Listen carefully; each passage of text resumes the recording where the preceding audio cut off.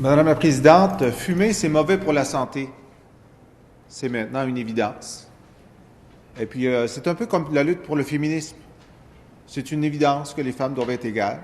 Il y a des gens qui pensent que, il n'y a plus rien à faire, c'est déjà fait. Alors, pourquoi s'acharner? Pourquoi arriver avec un autre projet de loi? On a déjà envoyé des signaux très forts. Le Québec était considéré dans les années 50 comme le coin fumeur de l'Amérique du Nord, tellement ça fumait. On a eu des témoignages d'ailleurs de gens dans les centres jeunesse, l'Institut Pinel, qui disaient, d'ailleurs, ça faisait partie du service qu'on rendait à certains de nos patients. On leur fournissait des cigarettes. Puis maintenant, ils sont devenus un endroit sans fumée. Alors, la question qu'on nous pose, et ce qui est sorti beaucoup, c'est les terrasses. Vous allez interdire aux gens de fumer sur les terrasses. Franchement, on est dehors. Pourquoi s'acharner là? C'est gagner cette bataille. C'est l'impression générale qu'on peut avoir, mais dans les faits, elle n'est pas gagnée. On a pris du terrain sur le tabagisme depuis une vingtaine d'années, mais on n'a pas gagné la bataille. Et même ceux d'entre nous qui suivons l'actualité d'un peu plus près, qui avons eu le privilège d'être sur cette commission parlementaire, on a beaucoup appris sur le niveau de danger et le chemin qu'il reste à parcourir et donc la nécessité d'agir. Je vais vous lire une description qui est convenue dans le milieu scientifique. C'est dans le mémoire de la Fondation des maladies du cœur et de l'AVC Québec. Chaque année, au Canada, plus d'1 millier de personnes n'ayant jamais fumé la cigarette, donc 1 millier de non-fumeurs, meurent. Chaque année, en ce moment, au Canada, 1000 personnes meurent sans avoir été fumeurs. Pourquoi? En raison de l'exposition à la fumée secondaire, et des milliers d'autres apprennent qu'elles sont atteintes d'une maladie attribuables au tabagisme, des non-fumeurs. La littérature scientifique a depuis de nombreuses années établi que l'exposition à la fumée de tabac dans l'environnement représente un facteur de risque relié à divers problèmes de santé, parmi lesquels se retrouvent les cancers ainsi que les maladies cardiovasculaires et respiratoires. La fumée secondaire qu'on trouve dans l'air ambiant contient non seulement de l'amiante, de l'arsenic, de l'ammoniac, du benzène, mais aussi, écoutez bien, une quantité de monoxyde de carbone et de goudron supérieure à celle présente dans la fumée inhalée par le fumeur. Donc, 69 éléments cancérigènes dans le tabac à fumer, certains d'entre eux sont pires dans la fumée secondaire que dans la fumée primaire. Les risques de maladies cardiovasculaires sont accrus de 20 à 50 pour les consommateurs de fumée secondaire et ils apparaissent même si la concentration de fumée de tabac dans l'environnement est relativement faible. Alors, il y a une persistance de la fumée secondaire. Oui, on a eu, et je tiens à faire un coup de chapeau à Jean Rochon, le ministre de la Santé du gouvernement de Bouchard, qui a introduit dans la controverse la première loi de réduction de la prévalence du tabagisme en 97-98, et ensuite à l'actuel premier ministre qui l'a actualisé en 2005, et à la ministre actuelle qui l'actualise maintenant. Mais il y a des gains sur l'ensemble du tabagisme chez les fumeurs, mais sur les 20 à 34 ans, on est passé de 31 de fumeurs en 2007 à 29 en 2014. De 31 à 29, dans le cœur de la population active, les 20 à 34 ans, c'est quand même énorme. Il y a des jeunes familles, des parents de jeunes familles. Mais il y a des moments où ça s'aggrave, il y a des cas où ça s'aggrave. La proportion de la population exposée à la fumée secondaire, parmi les 12 à 19 ans, donc qui sont plus vulnérables que des adultes compte tenu de leur métabolisme en croissance. En 2007, il y avait 18 des 12 à 19 ans qui étaient exposés régulièrement à la fumée secondaire. Maintenant, c'est 25 Ça a empiré. La proportion de nos adolescents exposés à la fumée secondaire est plus grande maintenant qu'en 2007. Alors, il faut agir. Il faut agir. Il faut agir en particulier dans les lieux où nos enfants sont présents. On l'a fait évidemment au primaire, on l'a fait dans le secondaire, mais jusqu'à la proposition de cette loi, il était permis, dans les garderies installées, à des gens de fumer avant que les enfants arrivent, puis une fois qu'ils soient partis. Alors, ce qui fait qu'il pouvait avoir de la fumée secondaire et il pouvait avoir, ce qu'on nous a expliqué, la fumée tertiaire. La fumée tertiaire, c'est celle qui est dans les tissus, dans les draperies, dans les tapis, et pour lesquels les bébés et les jeunes enfants, ces deux qu'on parle dans les garderies, sont exposés. Et donc, nous avons proposé au Parti québécois qu'il y ait une interdiction en tout temps de fumer dans les espaces de garderie. Vous avez une garderie, vous ne fumez pas, c'est tout. Il n'y a pas de fumeur. On remercie la ministre d'avoir accepté cet amendement. Nous voulions aussi un amendement pour l'interdire dans les garderies en milieu familial.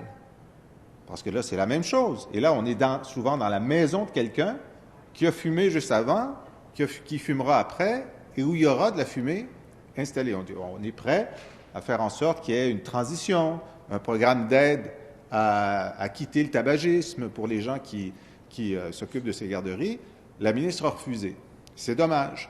Ça veut dire qu'on laisse des enfants à risque dans l'ensemble des garderies à milieu familial qui sont, c'est pas un droit absolu d'avoir ces garderies, on obtient un permis, on se soumet à un certain nombre de conditions, et celle-là, malheureusement, n'a pas été acceptée. Même chose dans les ressources intermédiaires, c'est-à-dire des endroits où des personnes en difficulté ou en situation de handicap se rendent. Il y a des ressources intermédiaires qui sont en milieu familial où il y a des fumeurs en tout temps. À ce moment-là, en tout temps. Et on avait une demande très claire de l'Association des comités d'usagers de ressources intermédiaires nous demandant d'intervenir, comme dans d'autres provinces, pour faire en sorte que ce soit, avec un certain délai peut-être, avec une aide peut-être, des endroits sans fumée. Là encore, ça n'a pas été le cas. Ce qui fait qu'il y a des pas qui sont franchis, bien sûr, mais il y a des pas supplémentaires qui auraient pu être franchis maintenant. Alors, cette mesure d'interdire la fumée dans une voiture pour des gens de moins de 16 ans, c'est une mesure de bon sens. Et là-dessus, le Québec était en retard. Mais on a posé la question au Parti québécois, pourquoi 16 ans? Pourquoi pas 18 ans? Pourquoi est-ce qu'entre 16 ans et 18 ans, on va pouvoir être exposé à de la fumée qui est, la ministre l'a dit, 24 fois plus concentrée qu'ailleurs que dans une voiture? Et on nous a dit, c'est parce qu'on a le droit de conduire à 16 ans. On pourrait décider que s'il y a quelqu'un de 18 ans ou moins dans une voiture, conducteur ou pas, il n'a pas le droit de fumer, point. Encore là, ça n'a pas été possible. Il y avait des améliorations, un certain nombre. Puisqu'on parle de la voiture, le Parti québécois avait proposé aussi que s'il y avait une femme enceinte dans la voiture, que ce soit une infraction de fumer en présence d'une femme enceinte. Il nous semblait que ça tombe sous le sens, mais ça tombe sous le sens pour un mineur aussi. Et pourtant, on intervient parce qu'il y a des gens qui n'ont pas assez de bon sens pour se restreindre leur consommation de fumée lorsqu'il y a un enfant. Donc, il aurait fallu intervenir là aussi. C'est une bataille que nous n'avons malheureusement pas gagnée. On en a gagné, et je remercie la ministre pour son ouverture sur un bon nombre d'amendements, mais il y en a un certain nombre d'autres pour lesquels nous aurions voulu aller plus loin. Alors donc, d'une part, le danger est réel et immédiat. Fumée primaire, tiers des hospitalisations. Fumée secondaire, en certains cas, c'est pire. Nos adolescents sont plus exposés à la fumée secondaire maintenant qu'ils ne l'étaient avant. Donc, la nécessité d'agir, elle est réelle. Maintenant, quelle est l'opposition à la nécessité d'agir? Récemment, on a eu, juste au printemps, un jugement de la Cour supérieure dans une cause célèbre contre les cigarettiers du Canada, et donc du Québec. Et le juge Riordan, dans son jugement, est très clair sur le fait qu'à chaque fois qu'un gouvernement veut légiférer en matière de tabac, se dresse devant lui une industrie du tabac très efficace et qui ne recule devant rien pour empêcher que la lutte au tabagisme soit efficace. Alors, je cite brièvement le juge. Il dit « Les compagnies ont conspiré pour empêcher le public de prendre connaissance des dangers inhérents au tabagisme et, ce faisant, elles ont commis une faute. Imperial Tobacco Canada et les autres compagnies, par le biais du Conseil canadien des fabricants de produits de tabac, et directement ont commis des fautes outrancières du fait de déclarations publiques qu'elles savaient fausses et incomplètes à propos des risques et dangers du tabagisme. Les compagnies ont en fait nui et retardé l'acquisition de connaissances par le public, elles ont volontairement et en connaissance de cause nié les risques et relativisé les preuves de danger associées à leurs produits. Les compagnies ont résisté aux mises en garde et à toutes les étapes, elles ont cherché, généralement elles ont réussi à les diluer. Nous concluons que les compagnies ont non seulement caché de l'information essentielle, mais ont voulu désinformer leurs clients et leur donner une illusion d'une absence d'urgence quant au danger. Alors, comment ça s'est manifesté cette année, cette extraordinaire capacité des compagnies de tabac à nous dire de ne pas agir? Bien, on l'a vu dans les consultations. Bon, d'abord, Imperial Tobacco est venu directement, ce qui prenait un certain cran, pour nous dire qu'il ne fallait pas agir sur le menthol, parce que c'était leur dernière source de profit important. Puis on sait, le menthol trompe les consommateurs en leur faisant croire que la cigarette est moins nocive qu'elle ne l'est, parce qu'elle rend l'acte de fumer plus fluide, moins irritant pour la gorge, et les gens ont l'impression qu'il doit y avoir moins de nicotine s'il y a plus de menthol, et donc ils aspirent davantage, et c'est pire. Alors on dit, ben c'est une mesure de santé publique que d'enlever de cette saveur du produit pour que les gens se rendent compte que c'est âcre et c'est mauvais, donc arrêtez d'en fumer.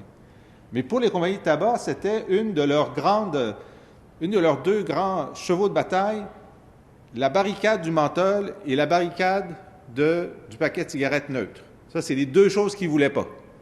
Et ils insistaient énormément là-dessus. Alors, eux-mêmes sont venus dire ça. C'est normal. Ils défendaient leur taux de profit. Mais ils ont utilisé aussi des alliés pour venir nous dire ça sous différents déguisements. Une association de détaillants qui avait de très bons arguments sur le cartage ou sur autre chose, tout à coup, eux aussi étaient contre l'interdiction du menthol et contre le paquet neutre. Le paquet neutre qui, introduit en Australie, a provoqué une baisse significative des ventes de tabac. Alors, j'ai demandé au président de cette association quelle était la proportion de son financement qui venait des compagnies de tabac. Il y avait deux réponses. Je ne le sais pas, puis si je le sais, je ne le dirai pas. On me dit très bien, voici un lobby des compagnies de tabac finance une association de détaillants qui nous dit ça. Une autre association de détaillants qui n'était pas financée par les cigarettiers, eux n'avaient pas de position là-dessus. Ça ne les dérangeait pas. Faites ce que vous voulez. Nous, ce qui est important, c'est le cartage. On a vu la différence.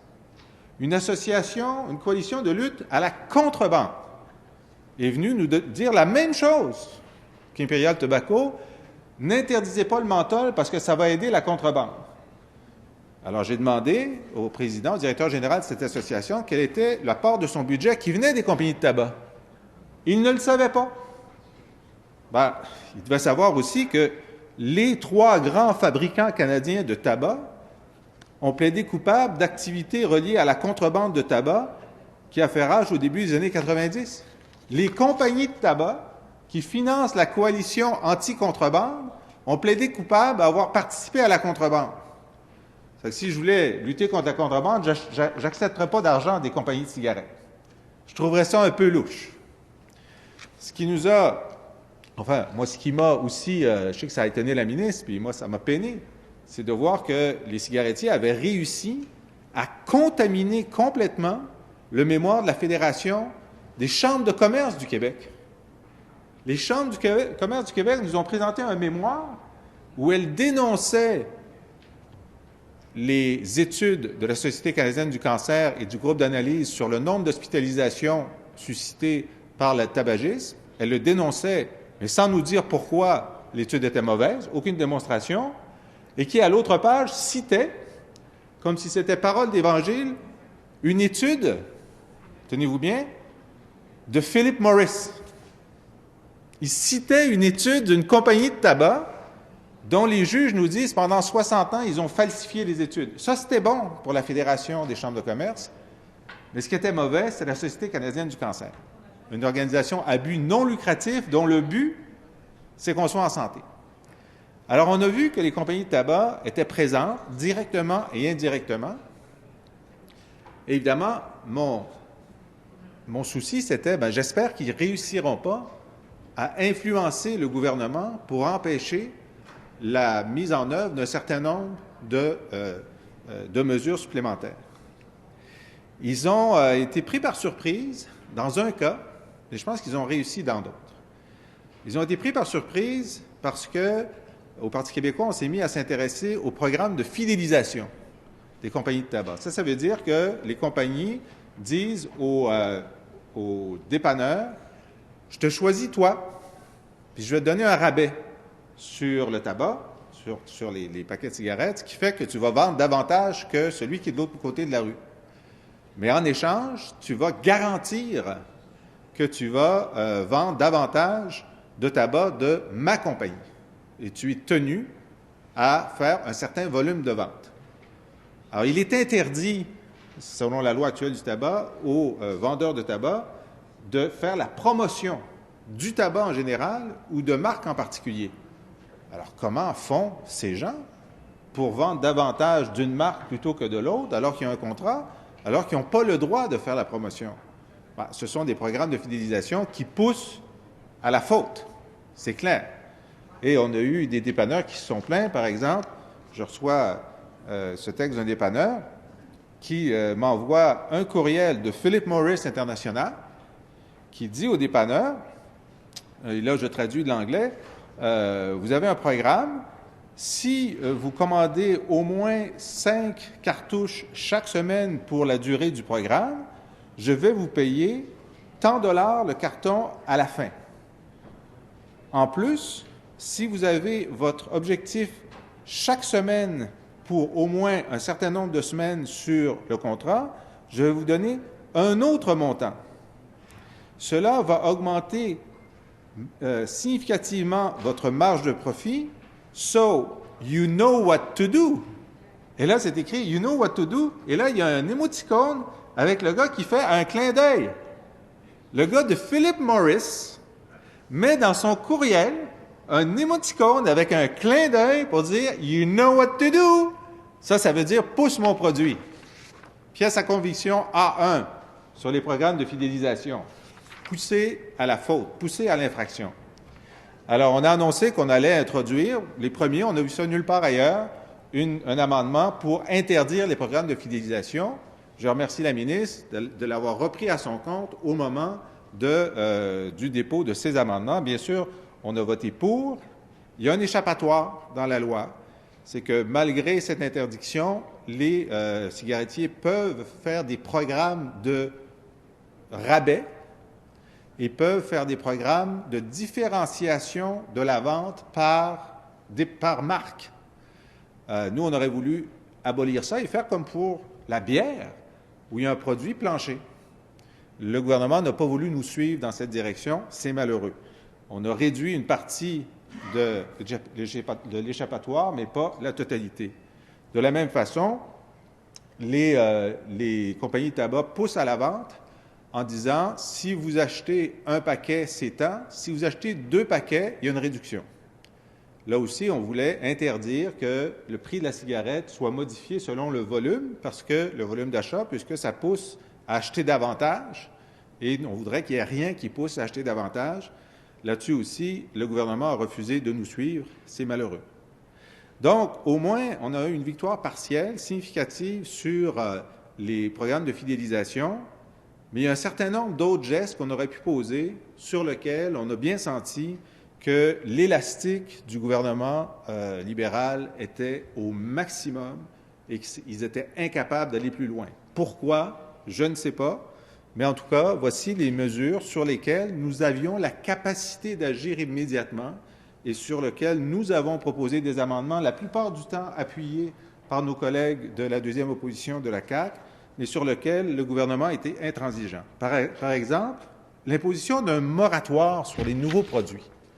Alors ça voulait dire, on ne veut pas revenir dans 5 ans puis s'apercevoir que les compagnies ont été tellement créatives qu'ils contournent notre travail de parlementaire avec des nouveaux produits. On veut, notre proposition était simple, créer un comité qui allait recevoir des propositions de nouveaux produits et donner ou non son autorisation en fonction de critères qu'on pouvait établir ensemble.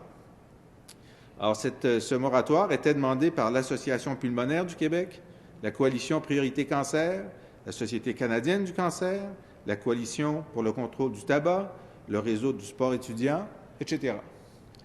un moratoire existe aux États-Unis. Ce n'est pas dans les pays bolcheviques. Aux États-Unis, il y a un moratoire. Et donc, même dans l'environnement légal actuel nord-américain des compagnies de tabac, ça existe. Le gouvernement a refusé de nous suivre sur ce terrain. C'est dommage. Il y avait une autre demande, entre autres, de la Société canadienne du cancer pour l'interdiction des cigarettes slim. Alors, c'est des petites cigarettes qui sont très populaires auprès des jeunes filles et des jeunes femmes et des femmes en général, parce que dans la vente des slim, évidemment, il y a cette idée de minceur. D'abord, il y a moins de tabac, la cigarette est mince, et il y a une idée de minceur qui est un des plus grands vecteurs publicitaires de l'histoire du monde, c'est acheter mon produit pour être mince. C'est aussi simple que ça. Et donc, on nous a dit, il faut abolir ces produits parce que la façon dont ils les vendent, leur nom même et leur forme même, induit en erreur les consommatrices principalement parce que c'est aussi nocif. Puis oui, ça peut te rendre très mince, ça peut te tuer. Hein? Un utilisateur sur 2 va finir par en mourir. Encore une fois, malheureusement, le gouvernement a refusé de nous suivre sur ce terrain. C'est dommage. On applaudit au fait que le gouvernement impose un avis qui est d'une largeur suffisante pour qu'il soit incontournable à l'avenir sur les paquets de cigarettes et effectivement va empêcher les petits paquets de cigarettes que les compagnies avaient introduits pour essayer de rendre les avis, les mises en garde presque illisibles. Mais nous savons qu'il n'y a pas juste l'avis, il y a ce qui entoure l'avis, qui peut être utilisé à des fins publicitaires, attirantes, etc. Les Australiens, ce qu'ils ont fait, c'est qu'il n'y a rien d'attirant sur un paquet de cigarettes. Même le logo de la marque de commerce est standardisé. Alors, nous, on a dit, faisons comme l'Australie, faisons comme le Royaume-Uni, faisons comme l'Irlande, faisons ce paquet standardisé. Le gouvernement a refusé. Le refus était net, il ne voulait pas nous suivre dans cette direction. Et donc, on a senti que probablement qu'il y avait une crainte d'être à risque de poursuite. Ben oui, les Australiens aussi étaient à risque de poursuite. Ils ont été poursuivis, ils ont gagné leur poursuite. Et nous savons que la recette australienne, ça fonctionne. La décision du gouvernement, elle va dans la bonne direction, mais pourquoi ne pas avoir complètement accepté la solution qui fonctionne? On sent là que, je ne dis pas le lobbyisme des compagnies de tabac, mais en tout cas, la crainte instillée par les compagnies de tabac a malheureusement enfumé un petit peu la volonté gouvernementale qui était réelle, mais qui, à certains égards, n'était pas suffisante. Et là, il y a une chose que vraiment on n'a pas compris, ni mon collègue de Lévis de la CAQ, ni moi, c'est sur l'autofinancement de la lutte anti-tabac. Là, on a eu un certain nombre d'organisations qui nous ont dit, vous savez, là, au Québec, en ce moment, nous n'avons pas suffisamment de ressources pour lutter correctement pour le tabac. Par exemple, l'Association médicale nous a dit, vous savez, même la RAMQ ne rembourse pas correctement les méthodes médicales anti-tabac qui sont autorisées. On me permet de prendre un fumeur et de lui dire, pendant 12 semaines, je peux te rembourser la méthode que je te prescris. Puis après 12 semaines, il faut arrêter. Parce que tu as juste droit à 12 semaines par année. Alors, les médecins nous disent, nous, on ferait plusieurs fois un cycle de 12 semaines dans une année, et souvent, c'est à la 3e tentative que ça marche. Mais en ce moment, le gouvernement ne donne pas suffisamment de fonds à la RAMQ pour faire ça. Ça, c'est une chose. Des associations de santé nous ont dit aussi, mais ça prend un programme intégré au secondaire et de suivi individuel des fumeurs à risque. Et pour l'instant, on n'a pas suffisamment de fonds pour faire ça. On le sait, il y a des programmes de publicité et de sensibilisation fréquentes, ponctuelles, mais il n'y en a pas de permanentes. Alors, on sait, la ministre nous dit, il y a 16 millions par année dans le programme de prévention au tabagisme qui, nous dit-elle, ne sont pas affectés par les coupures de 30 % qui ont affecté les directions régionales de santé publique ou de 7 % pour l'ensemble de la santé publique. Nous, on dit, de toute façon, on a besoin de sous pour faire ça. Et ça tombe bien, nos voisins du Sud ont institué un programme d'autofinancement de la lutte au tabagisme à partir de permis donnés aux compagnies de tabac. Vendu aux compagnies de tabac. On dit, on a un système de permis et on va vous le vendre selon vos parts de marché. Et combien ça va coûter? Bien, ça va coûter autant que ce qu'on pense qui est nécessaire pour faire la lutte au tabac. Alors, c'est des très grosses sommes aux États-Unis. En Colombie-Britannique, ils avaient envisagé de faire ça, ils avaient calculé à 20 millions par année, alors qu'il y a moins de résidents en Colombie-Britannique qu'ici. Puis nous, franchement, si on avait eu 25 millions par année pour la lutte anti-tabac, ça aurait été très utile. D'abord, la ministre aurait économisé 16 millions qu'elle aurait pu utiliser à autre chose. Il aurait eu cet argent-là pour même étendre l'efficacité des programmes actuels, se tourner vers le ministre de la Santé et dire, regarde, je pense que tu as besoin d'1 million pour bien couvrir les médecins qui veulent accompagner des fumeurs vers la cessation tabagique. Et là, ça a été un refus du gouvernement qui ne voulait pas s'engager dans cette direction, nous expliquant même, c'est la première fois qu'on entendait ça en 18 ans, en 18 ans, oui, en 18 mois, 19 mois de gouvernement, il y en a assez d'argent. Hey, ça c'est une nouvelle, il y a assez d'argent. Bon, en voulez-vous plus? Non.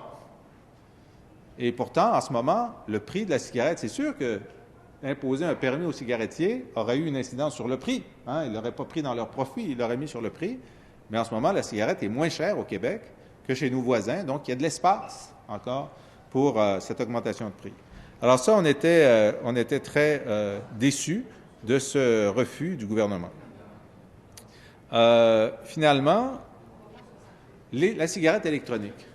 Alors là, effectivement, on était très attentifs à tout ce qu'on a entendu sur la cigarette électronique et sur le fait que, pour les fumeurs, c'est un bon produit de substitution.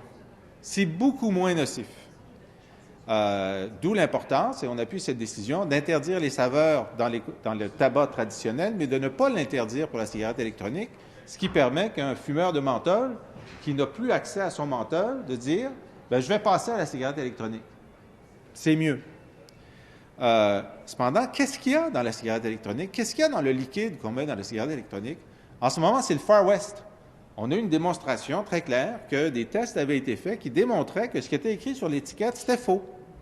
Et on a eu des producteurs de cigarettes électroniques qui nous ont dit, nous, on en veut des normes. Parce qu'on veut pouvoir dire à nos clients que notre produit est sécuritaire. Alors, si on a normé par X, Y, Z, on va être content.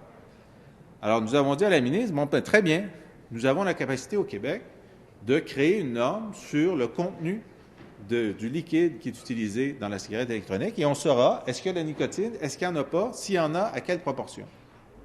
La ministre nous a répondu, en ce moment, la science n'est pas complètement précise là-dessus, c'est en voie d'élaboration. Alors, on dit, très bien, on va faire un délai.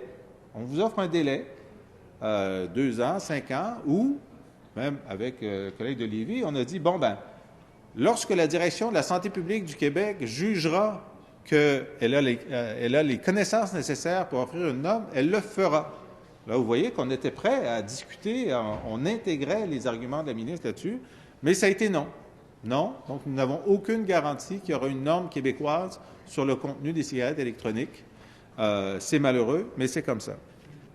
Alors, un combat que nous avons mené, que nous avons gagné, et là-dessus je salue la ministre, c'est celui des zones sans fumée.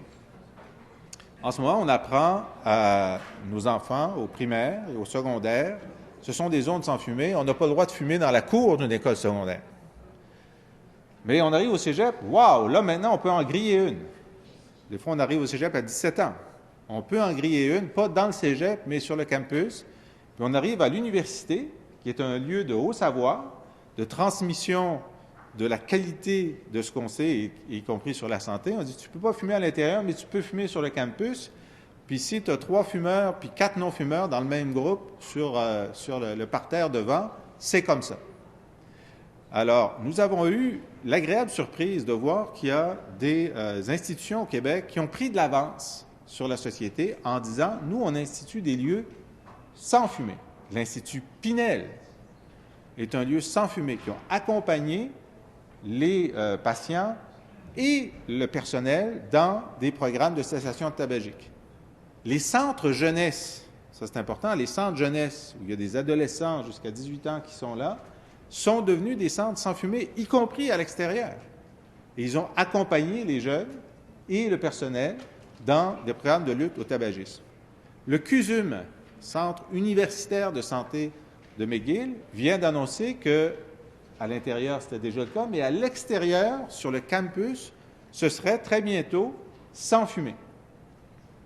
Alors, on se dit, mais c'est quand même incroyable qu'on continue à dire que dans nos cégeps et nos universités et dans nos hôpitaux, que pour toujours, on permette aux gens de fumer.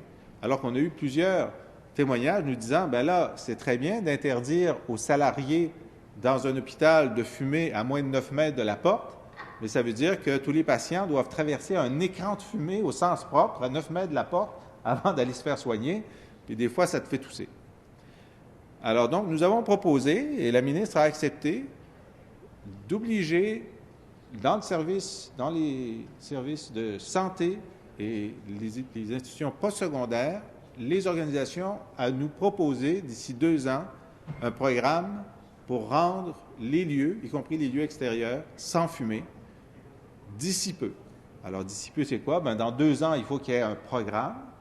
L'orientation ministérielle, ce que la ministre a dit à la commission parlementaire, c'est que l'horizon qu'elle envisageait, c'est un horizon de 5 ans, c'est un horizon raisonnable, qui serait le point d'arrivée. Et donc, on peut penser que d'ici 2020, 2021, dans les cégeps, dans les universités, autour de nos hôpitaux, ce seront des zones sans fumée.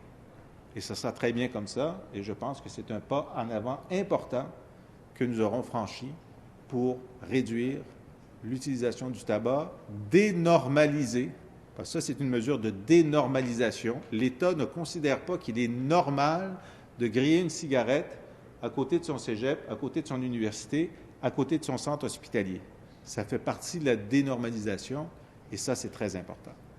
Alors, Madame la Présidente, oui, je tiens à saluer la ministre et les membres de son gouvernement et les membres de la Commission pour les pas qui ont été franchis avec les réserves que j'ai émises et que je maintiens. Je tiens à remercier notre collègue de la CAQ, député de Lévis, qui a contribué à nos débats. Évidemment, le président de l'Assemblée, le député de Lafontaine, qui nous a accompagnés de façon très compétente, les membres du staff. Moi, la recherchiste qui m'a accompagné, Laurie Comtois, qui a été d'un secours énorme, d'une très grande compétence, dont je tiens à la remercier publiquement. Et je tiens à dire, comme un collègue, moi, mon père était fumeur. Mon père était fumeur, puis il a arrêté de fumer très souvent. Très souvent. Ça ne marchait pas, ça n'arrivait pas. Il était stressé, c'était un entrepreneur, il commençait à fumer. Mais c'était tellement important pour lui qu'on ne fume pas, ses enfants, ses 2 enfants. Il nous lâchait pas avec ça. Et donc, on est l'ancienne section fumeur d'Amérique du Nord. C'est important qu'on devienne, le plus rapidement possible, la section non-fumeur d'Amérique du Nord. Merci, Madame la Présidente.